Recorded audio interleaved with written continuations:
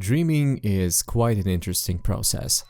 Occurring between fiction and reality, it gives us either a vivid and unforgettable experience or nightmares that we want to forget about. You know what they say, if something bad occurs, just go and sleep on it. You'll feel better in the morning. But what if sleep doesn't bring anything else but pain and tire? Or if you realize that this is the place where you can meet someone you lost? Today we'll talk about a game that raises these themes. That's called Fatal Frame 3, or Project 03, The Tormented.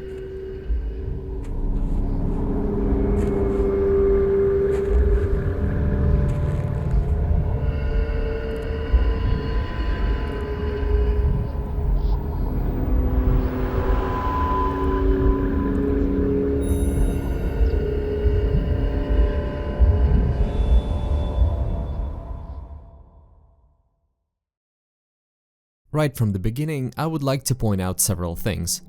If you stumbled upon this video by accident, then hi, hello, and I would definitely recommend you watch my previous 2 videos in the series, because this game is tightly connected with Fatal Frame 1 and 2. Even if you watched those, I'd still recommend refreshing it a little, because this way you'll be able to understand the plot and characters much better. Secondly, I should slightly correct myself regarding the previous video. In my previous video, I said that it was a prequel to the first part. It's not quite true. I mean, yes, the story of Saya and Yae, Mitsuki and Mutsuki, the disappearance of Minakami or All Gods Village, and the repentance happened several decades before the events of the first game. But the story of Mio and Mayu, who accidentally entered the Lost Village, happened several years after the events of the first game. One more thing is the canon endings of the previous games. According to events of this game, the canon ending of the first part is when Mafuyu, the brother of Miku, decided to stay in the manor and Miku escaped alone. Probably she forgot some episodes, but still, she feels guilty about leaving her brother alone and thinks that he's missing, although it was his decision to stay inside the manor. The canon ending of the second game is when Mio, being in a semi-trance, finished the ritual and strangled Mayu. In the previous videos, I talked about the plot little by little, but this time I decided to change the course. The plot itself is actually not that rich, but the lore and everything that happened before the events of this game is much more entertaining to dive into. This episode contains a lot of names, more importantly, Japanese names, so I just don't want to overcomplicate things even more. So this time I'll start with the lore and legends in this game.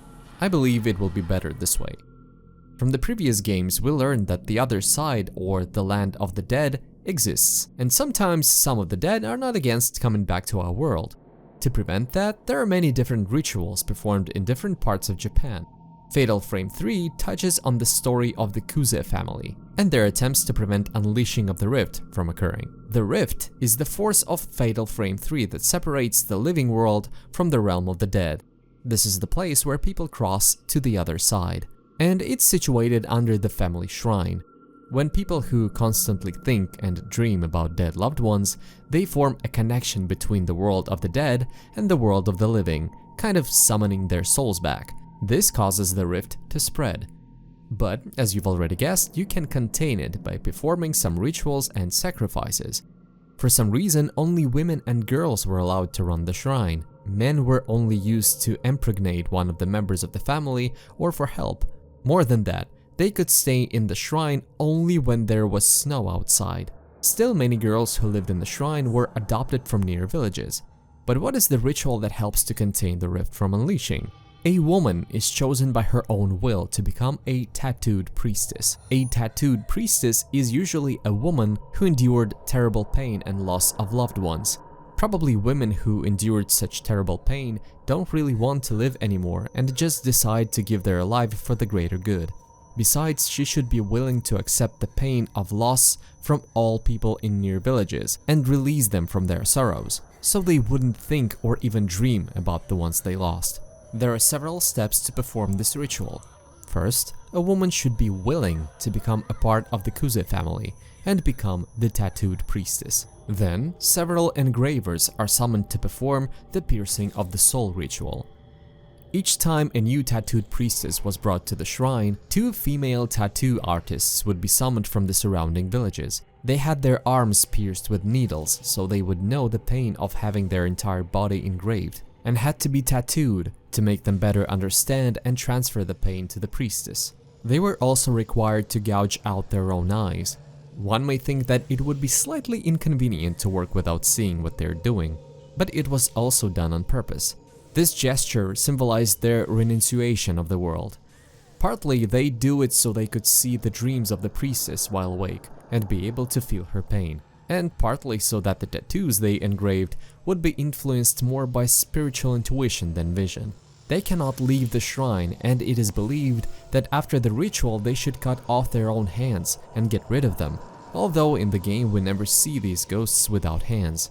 Then they have to perform the rite of purple ink to create ink of the soul. This ink will be used to tattoo the priestess. But what's so special about it? The ink of the soul consists of several ingredients: red ink and indigo ink. People who want to offer and get rid of the pain also bring the bodies of their dear deceased ones. The red ink is formed from the blood of the living, and the indigo ink is formed from the blood of the dead in a special room. Not enough blood. Need more blood.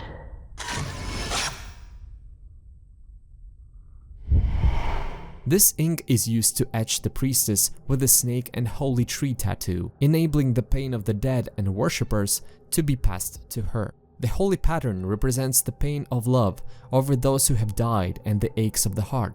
The holy plant is associated with it because of its pricky leaves. The snake is the more active element of the tattoo, as it symbolizes the yearning for the dead that will eventually consume and destroy the individuals overwhelmed by feelings of loss. The snake and holy tattoo was tattooed little by little. Slowly, in a supernatural way, the tattoo starts to grow and etch across the priestess's skin on its own. The tattoo must never reach and cover the eyes, or they will turn into mirrors and reflect back the sorrow and pain onto everyone else around. After that, she is then placed in a Henning-type cell that will go deep into the shrine. While being in the cell, the woman should meditate over a special mirror and concentrate all her negative emotions: pain, grief, sorrow, and love for the lost ones. It will be called the Mirror of Loss. Once done, she should shatter it.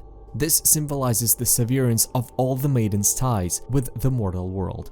When the tattoo of the holy and snake completely covers the woman head to toe, the cell is then lowered down to the circling staircase to where the handmaidens walk down while singing the sleeping priestess lullaby. Handmaidens, or pacifiers, are little girls that are usually taken from the Kuze family or adopted from the surrounding areas. They will have to perform the impalement ritual, also known as Rite of Stakes. The impalement ritual takes place in a special chamber, the Chamber of Thorns. The 4 young handmaidens hammer tattooed stakes through the priestess's hands and feet, pinning her in place. While doing this, the handmaidens sing the sleeping priestess lullaby to help her fall into deep eternal sleep. In order to do it, they are received special training. Countless little dolls will be pierced by these girls with stakes in their rooms. Unlike the engravers, after the ritual the girls are allowed to live however they want. They may stay in the shrine or return back to their homes with a completely healthy and undisturbed psyche, of course. If the woman succumbs to the pain of the tattoo, feels remorse, or cannot sleep peacefully and endure the sorrows and pain of others in the Chamber of Thorns, the tearing ritual will occur. The tattooed priestess will be stripped of her tattoo-covered skin, and the body is sent in a boat to the other side in the rift. The stripped skin is then enshrined in the tattoo altar, where the handmaiden's song is sung by the handmaidens to pray for an end to the tattoo's pain and contain it from escaping. Still, if the unleashing were to occur, it should be contained by the Shrine of Sleep. The head of the Kuze family chooses the shrine carpenters, who specialize in building shrines.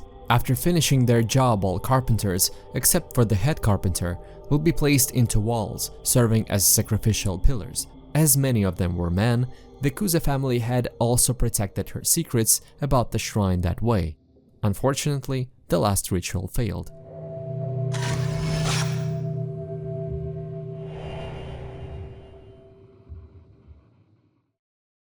As I've already said, there are a lot of names here, but I'll try to keep only the most important ones. Let's start with the Yashu Kuze. She was the head of the Kuze family, and her primary duty was to keep the Kuze shrine running. She gave birth to Kyoka Kuze. We can see her ghost in the game. She's the one often sitting in front of the mirror, brushing her hair. It seems that she's waiting for someone. I already mentioned that men were allowed to visit and stay in the Kuze shrine only when snow was on the ground. At some point, a young folklorist named Akito Kashiwagi was allowed to enter into the manor under the guise of conducting research, but probably he was allowed to stay in the Kuze shrine to impregnate a woman. They fell in love with each other. Akito always complimented Kyoka with her hair, and Kyoka often played songs that passed down the Kuze family for him. He got her pregnant, but when the snow melted, he wasn't allowed to enter the shrine and had to leave. Before leaving, he presented her with echo stone earrings, which are very important for the whole series. These earrings enable the wearer to hear the deep thoughts and emotions of the person who has the other pair. I'm not sure about the exact number of earrings, but at some point, she had some of them. Kyoka hoped to see her love again, but how could she know that her own mother, Yashu Kuze, the head of the family, would kill her daughter's love? Still, Kyoka was waiting for her love, combing her hair.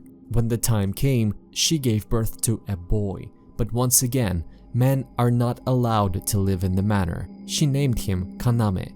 The only exceptions were children till they are 4, the number that is associated with death. After that, the Kuze family gets rid of children in a well. You can even find one in the game. Of course, Kyoka never wanted such a fate for her son, so she decided to help him escape to the nearby village. She also gave him echo stone earrings, hoping that his father, who was already dead, would recognize these earrings and adopt him. Several years later, Kyoka had a daughter with an unnamed man, whom she named Amane.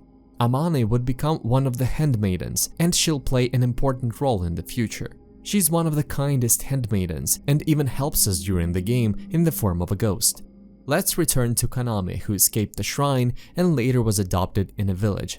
There he met Reika, probably the most important person in this story and the last known tattooed priestess. Kaname and Reika fell in love with each other. Approaching adulthood, Kaname left the village to study in the city, but hoped to return one day and be one with Reika. He also gave her the echo stone earring, claiming that they would be able to hear each other. In his absence, a certain disaster struck, killing most of the village's inhabitants. Reika was one of the only survivors, and after the loss of her family, she volunteered to become the tattooed priestess at the Kuze shrine. Of course, Kaname didn't know anything about it and continued to write letters to Reika. When winter was coming, he began seeing dreams about an old manor and a woman with long hair, probably the image of his mother from his childhood. Soon he began to hear Reika's voice in his dreams and felt a powerful longing to see loved ones who had died. While having these dreams, he shared this information with one of the most important people in the whole series. I just want you to remember these moments: echo stone earrings and the most important person in the series, but we'll talk about him later. Unable to wait and eager to see his beloved one, Kaname goes to the Kuze shrine. Disguised as a worshipper who wants to share his pain, he sneaks into the shrine. There he meets Amane, a handmaiden, who is literally his half-sister. She recognizes him by the earring he was wearing. She saw the exact same earring worn by her mother. Besides, she was told that she had a brother by her mother. Amane helped her brother to find Reika, but the tattooed priestess should not have any attachments to this world, since it may fail the ritual. Of course, seeing her beloved one could turn into a huge risk. Amane was ordered to be punished for her transgressions, and she was impaled at the bottom of the abyss by the other 3 handmaidens, and was the first handmaiden to die by the impalement.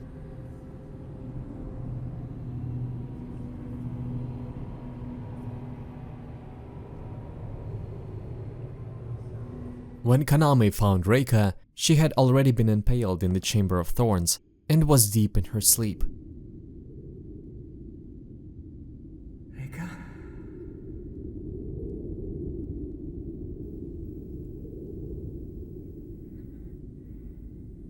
Reika! Kaname managed to wake her up and smile, but their happiness didn't last long.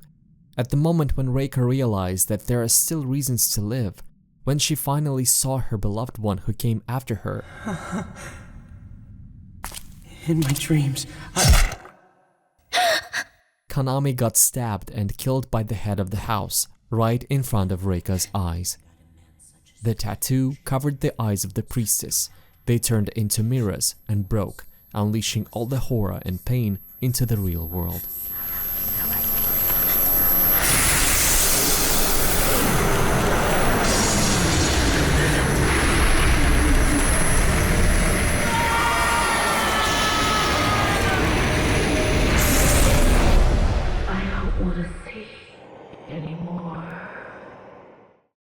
The story of the third game begins with a couple having an accident, as a result of which a young man dies. A young woman who survives is Rei Kurosawa. For those who played the second game, the last name Kurosawa might sound familiar.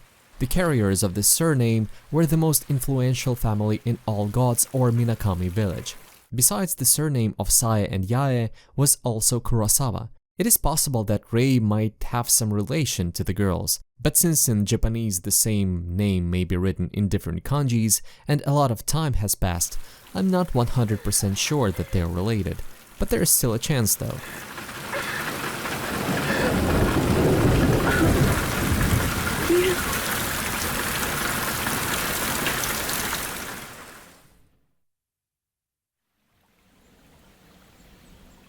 Several months later after the accident, Rei, being a professional photographer, happens to visit a certain manor with her assistant, Miku Hinasaki.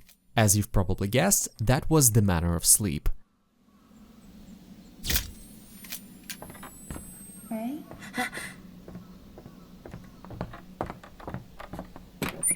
Should we get going?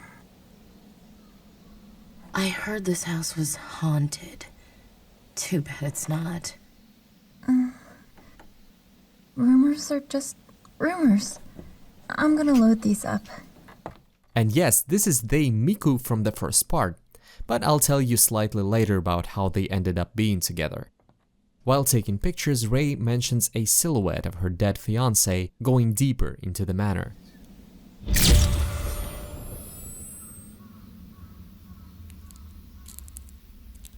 You? Rei tries to follow him and suddenly finds herself in a completely different place.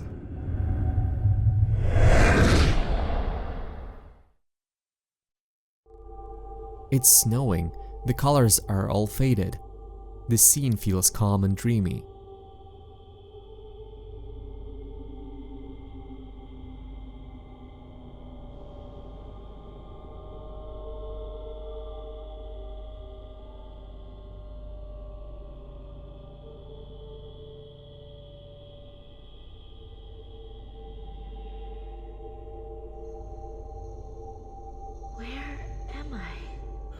There, for the first time, she sees a figure of a woman whose skin is completely covered with tattoos.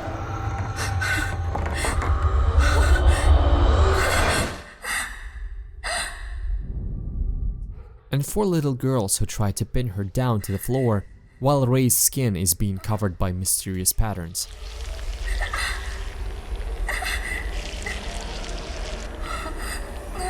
The moment girls are about to impale poor Rei, she returns to reality.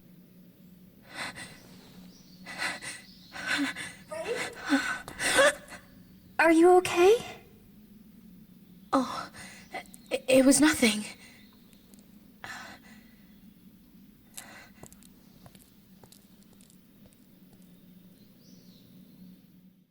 But one thing still bothers her. Her eyes didn't deceive her.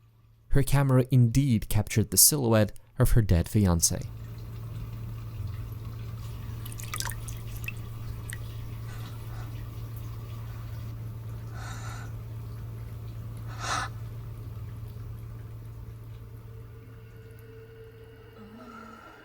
This night Rei will spend in the manor she already visited in her vision.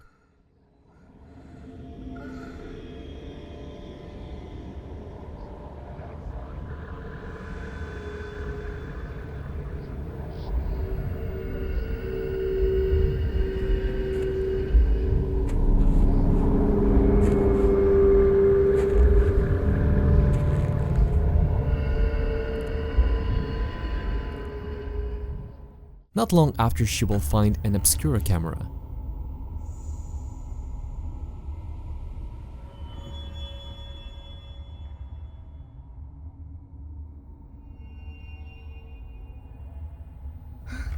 While going deep into the matter, Rei meets a terrified woman called Yoshino Takigawa.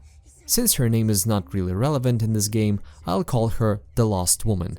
She's the sole survivor of a disastrous plane crash that took the lives of her family. While trying to find out what's happening, Rei meets the woman with tattoos once again. The slightest touch of this figure causes Rei to wake up and feel the pain with a growing bruise, or a tattoo to be more specific, at the place where the woman touched her.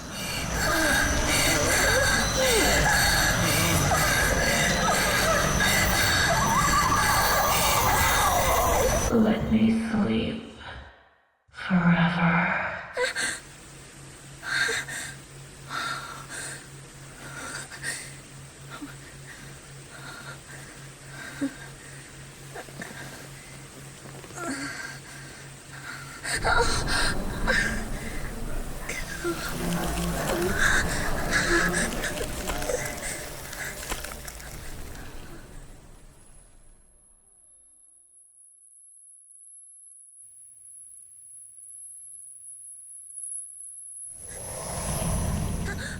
Miku Hinasaki, the protagonist of the first part, lives with Rei now.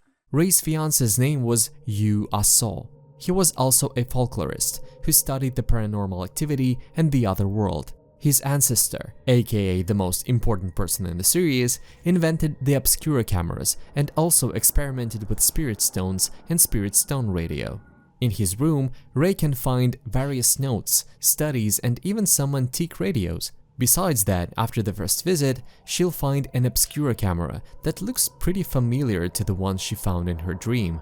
It may be very useful to come back to this room from time to time to find some additional information with references to the previous games. After meeting Miku, she says that she got a letter from Yu's friend Kei Amakura.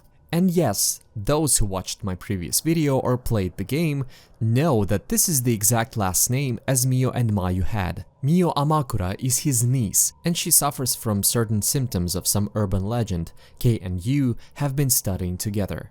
Kei still doesn't know that Yu is dead. Rei hasn't told him about it yet. Mafuyu, the brother of Miku, Kei and Yu were friends, and Mafuyu entrusted Miku under Yu's care should anything happen. So they lived together, and Miku worked as Rei's assistant. Usually I talk about the plot first and then talk about different mechanics, but this time I'll slightly intertwine them together. While being in the manner of sleep, Rei may take pictures of some important objects or places.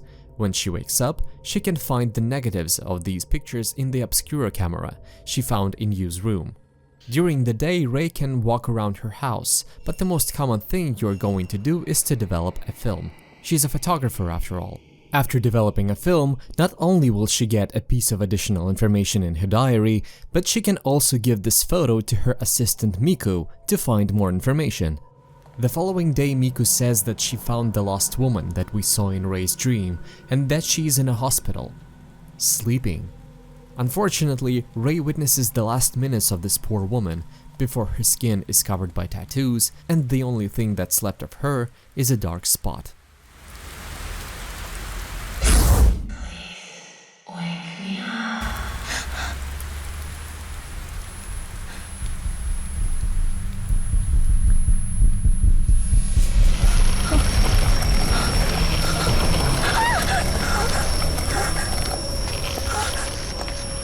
I don't want it anymore.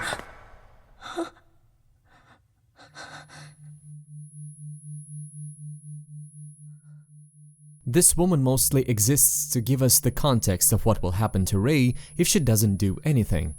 Rei will soon find out the symptoms of what happened to this woman.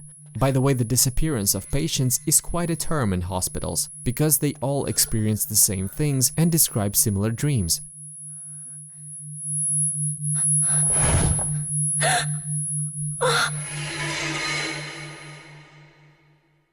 There are several stages of this disease. 1. The patients first see the same dream every day, usually about dead lovers or family. 2. Next, the patients dream about wandering into a large manor. It is covered in snow and built in a traditional Japanese style. They still see dead people. 3. After going deeper into the manor, they see and hear similar scenes, for example hearing a lullaby, seeing a masked funeral march, or being pursued by a tattooed woman. 4. Each time the patients wake up, they see a growing bruise that resembles a tattoo and that only the possessor can see.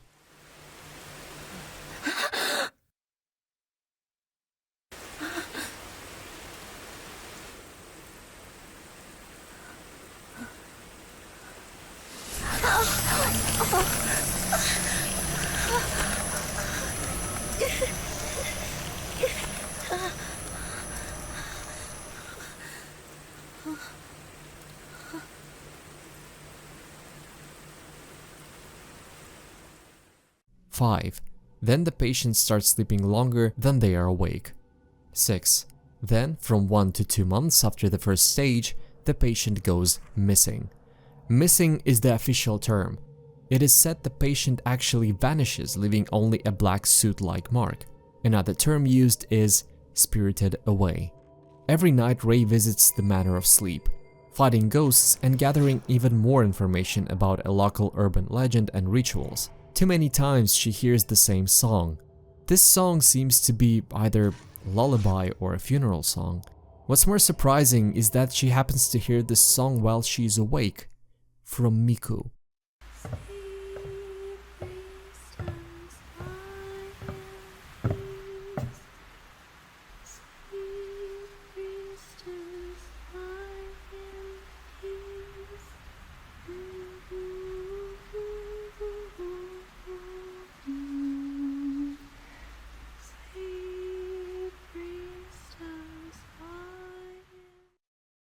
Meaning that she also visited the Manor of Sleep.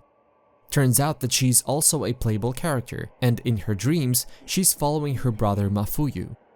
I thought I wasn't going to have it anymore.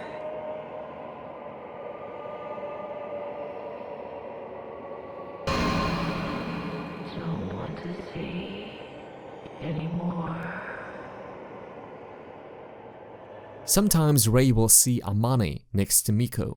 Once again in the series we see the succession of souls. Miku, just like Amane, wants to see and help her brother. Speaking about the succession of souls, Kei, who is also another playable character, looks suspiciously similar to Akito. At some point, while playing for Miku, she will have a choice, either to follow Mafuyu deeper into the manor or try to escape. This way or another, she will be captured inside the manor, but if she decides to chase Mafuyu, you'll see a different cutscene.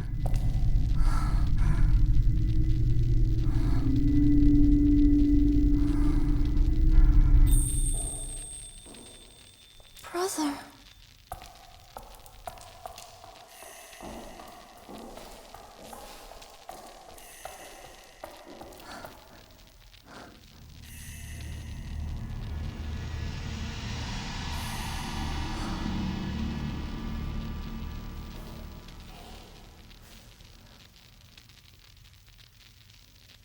Mafuyu.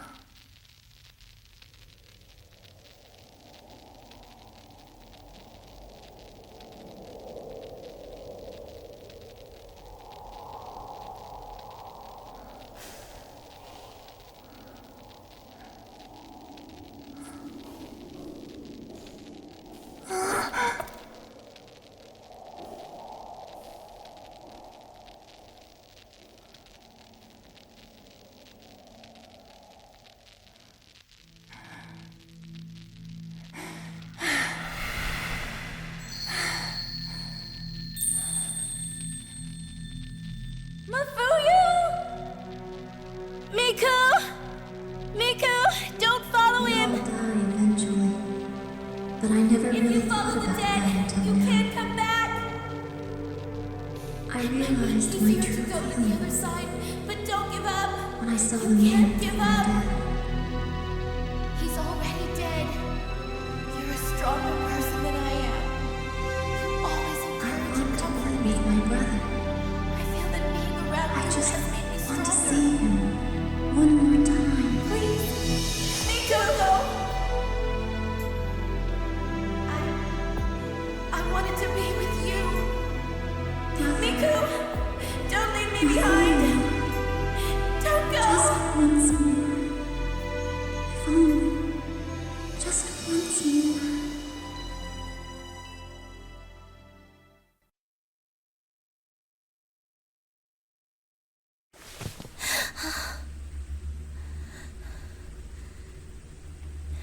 Miko.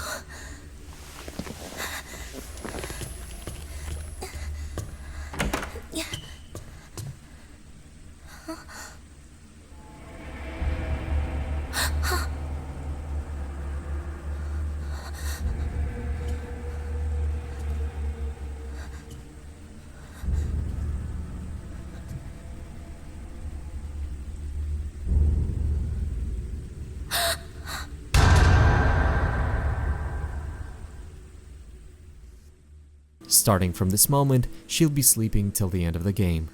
At this moment, Kay, from whom we were receiving letters, hints and cassettes about our situation, decides to pay a visit and share what he's found. He will tell us about different variations and verses of the song we've been hearing through the whole game. Turns out that there is still a chance to put the priestess to rest. Someone should find 4 tattooed stakes, with which the impalement ritual is performed, and once again impale the priestess.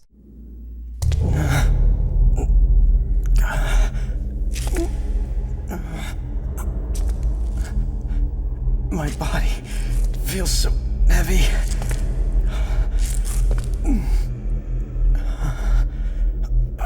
What's going on here?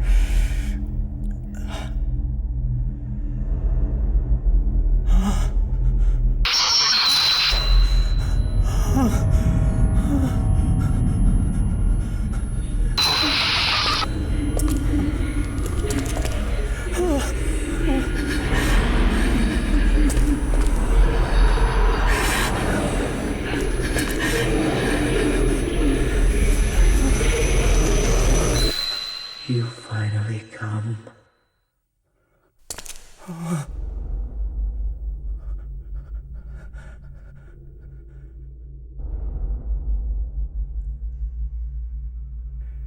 Let's impale her with the stake of tattoos. The rite of commandment must be conducted, sleeping undisturbed for eternity.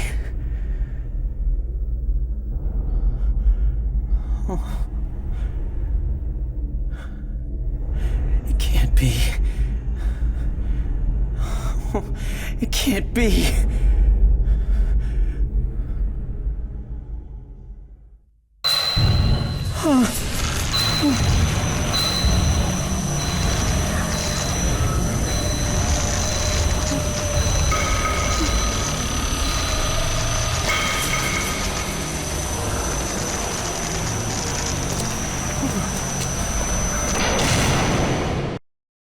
The attempt fails, and everything that's left of Kay is only a spot on Ray's couch. The player, however, while wandering in the manor, managed to stumble upon a book on the lullaby that seemed like the original. It includes the last verse of the song. The person who knew the true meaning of this verse has already passed away, and even within the Kuze family, an explicit meaning has not been passed down. It sounds like, "Go to the other side, cast the boat, take a ride. Further and further to the other side, it must sail bearing your tattoos and our offering of tears." From this verse, Ray finds out that these words might mean a final farewell. She makes the final attempt to pacify the priestess.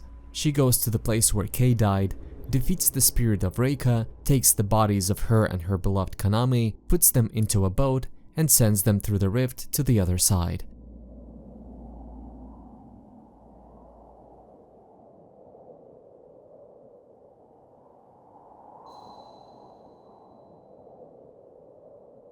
It's all right to close your eyes now.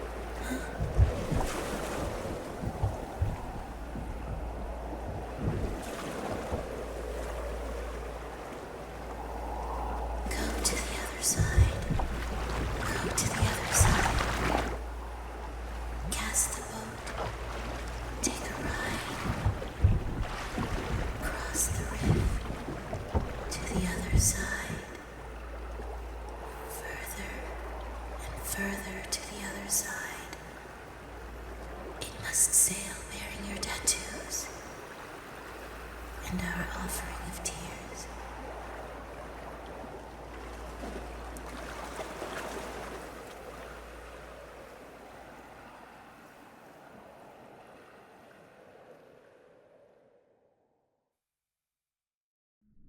It was the right decision, because along with them, all trapped and summoned souls can finally go to the other side.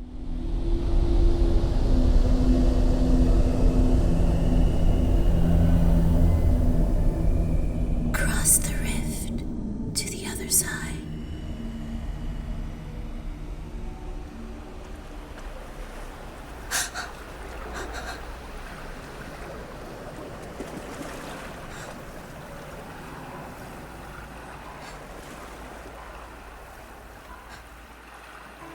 Among these restless souls, Rey meets her beloved, Yu.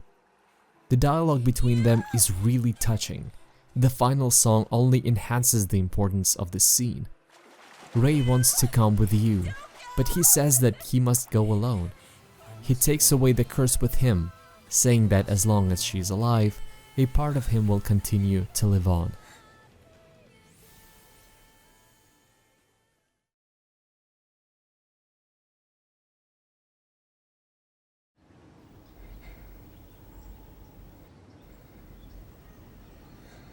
Rey and Miko wake up and understand why they were allowed to live.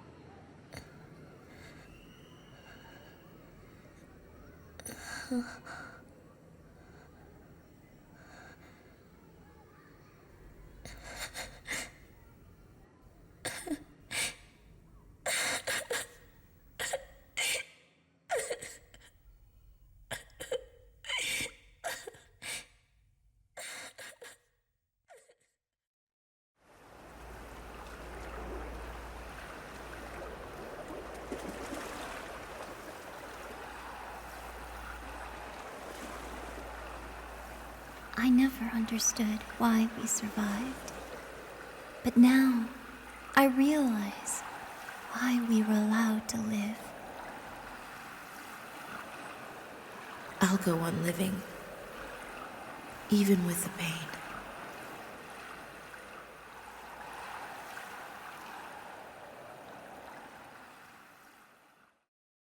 There's another, just a slightly different ending that opens after you finish the game for the second time with one condition. In Chapter 10, yes, they're called hours here, but I'll still be calling them chapters. While playing for Kay, you may defeat Kyoka and open the drawer when Kay will find a picture of her beloved one that looks a lot like Kay and one of the Spirit Stone earrings. In this case, he will not die, but he will just be sleeping on Rey's couch. In this case, everyone survives, and the ending will only show different pictures about what happened after the events of the game. Fatal Frame 3 was and still is a PlayStation 2 exclusive, and despite some repetitive elements, it's still a great game. I've already expressed my thoughts about repetitive elements in games on the example of From Software games. You can watch it if you like, but I'll slightly repeat myself. I don't see anything bad in repeating different elements from one part of the series into another, especially if it's well done and makes sense from the perspective of the story. You might notice some similar interiors from previous games. As you know, dreams usually represent our subconscious, so there is no surprise to see familiar places.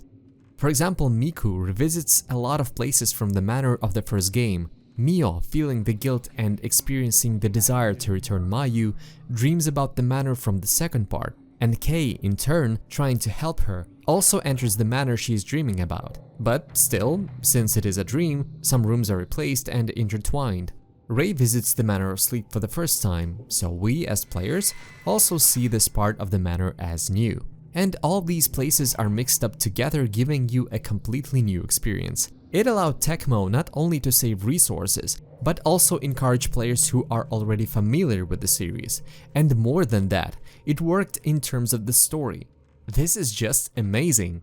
The downside of it, however, is hours of backtracking. Yes, this place has a map and it's easier to navigate this way. But in Fatal Frame 2, the backtracking was there but many times was optional. Now you have to return to the places you've already been to countless times. Just like in the previous game while playing for Ray and Kay, you can find different lenses on the levels and upgrade them with spirit points. Some lenses can be bought only after finishing the game, along with skins by the way. I still wonder who gave Ray the Obscura camera. It might be you, but I'm not sure. I think it would be really romantic. The principles of work, lenses, and passive upgrades are completely the same as in the previous game, so I won't pay too much attention this time. Except for the recharge of the film is now gone, and even the weakest film is now limited. Yes, some of the perks and abilities were split to bring individuality to every character. Let's start with Ray. Ray is capable of using the camera's flash to scare off some spirits, but can only use it a limited number of times for each run. This indicator recharges every time she enters the manor. Miku doesn't have a chance to use lenses, but she has a special sacred stone charm that decreases the speed of time when used. Additionally, she can use double ability. She can double the camera's charge and damage. Yes, sometimes it takes time and practice, but with enough time, she can deal a lot of damage. And once again, I do love how developers made her abilities work for and with each other. At first, she receives the ability only to slow the time. You're getting used to this ability, but with time, your enemies become more aggressive. After that, you receive a chance to deal more damage, but it takes time to charge it. Get it? While combining these abilities, you can stand up for yourself even without lenses. The style of gameplay changes quite a lot. She can also crawl into smaller spaces due to her smaller size. Kay, being the strongest among all characters, can move some objects and open shortcuts, but his camera is the weakest one. It has only 2 charges. This way he has to hide a lot to avoid ghosts. This aspect of the game is my least favorite though. While hiding, you can't move and your view is really limited. Still, considering that he has only 2 charges, it also means that his camera accumulates the charge much faster. And taking into account that he's also able to use lenses just like Ray, it also feels like one more style of gameplay. The upgrading system is the same as in the previous parts. Some lenses have different names but work the same. Unlike Fatal Frame 2 where you had to have a spirit stone to upgrade your abilities, now you can instantly upgrade this or that ability with your spirit points. You may also use these points after completion of the game and finishing missions. There are certain lenses that can be bought or found only under certain conditions. For example, the measure function that allows seeing ghosts' HP and can be found right at the beginning of the game behind a closed door. In Chapter 6, Ray has to find the lost woman and take a picture of her. Then, before Chapter 9, she has to develop the film in her house.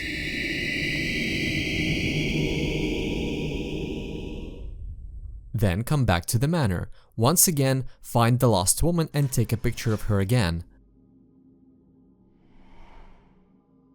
Then go to the place with the door and you'll meet an old lady with a stroller. You have to defeat her before she touches you. Then she'll drop a key to the closed room and only then you'll be able to find this function.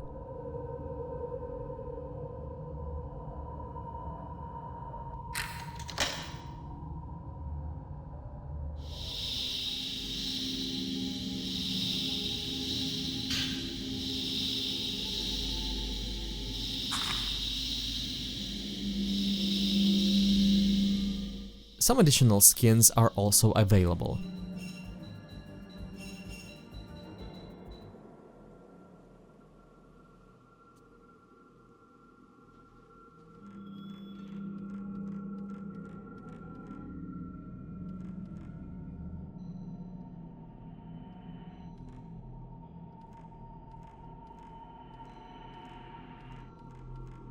But they're not so crazy this time.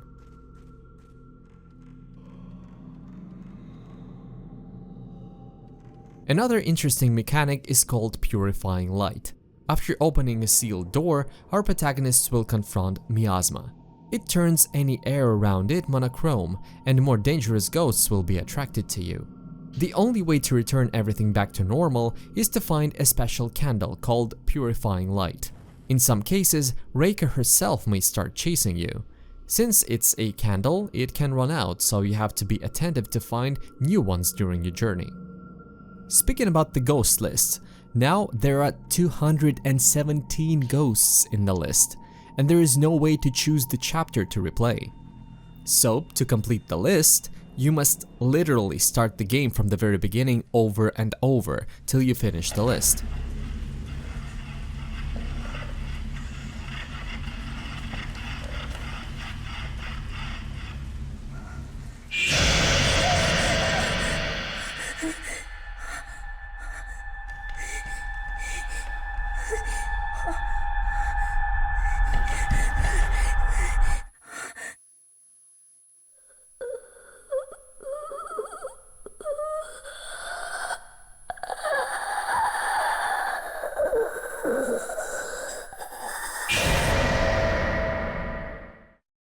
Another interesting aspect is the House of Ray. Similar to Silent Hill 4, after some time ghosts will start to penetrate your house. Once again, fixed camera angles do an amazing job presenting all the horrors and creepy atmosphere. Even the slightest change of a familiar camera angle makes you realize that something is wrong.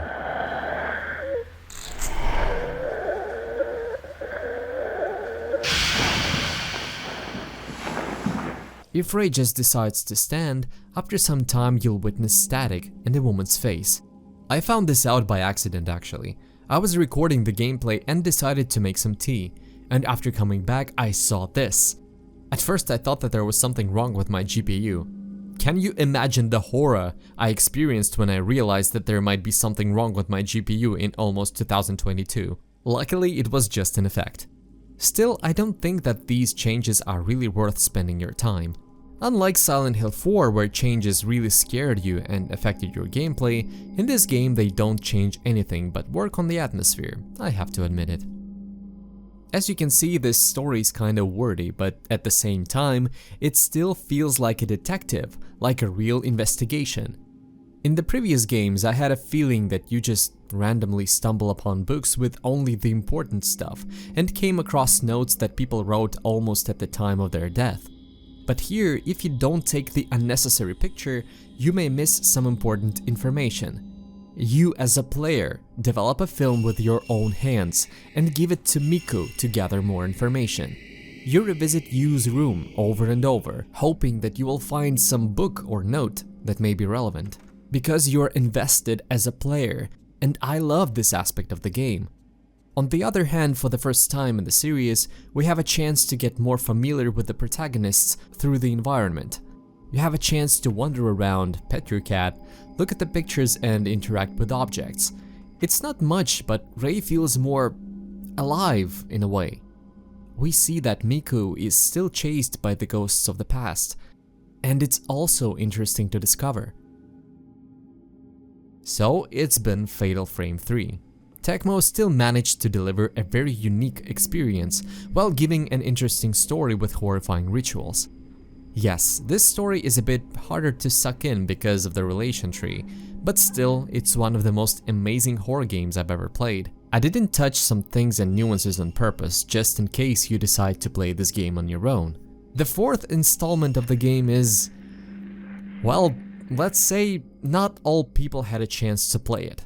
If the third part of the game was held hostage by only one extremely popular console called PlayStation 2, then the fourth part was not only released exclusively on Nintendo Wii, but it was also exclusive only for the Japan region. Yes, the fourth part was never released officially outside Japan, and that is a shame because now you have to dance with whistles and bells to find the console that will be able to run the game and at least an English localization. Nevertheless, this is a completely different story. If you liked this video, please leave a like and leave a comment. It will show YouTube that some action is really happening here. To be honest, I was really demotivated by numbers under the previous video about Fatal Frame. Thank you so much for your support and patience, ladies and gentlemen. Share this video on social media at least for a couple of days. It also helps a lot. You can also support me on Patreon. Only $1 per essay like this. Thank you for your attention and see you in the next video. Happy holidays.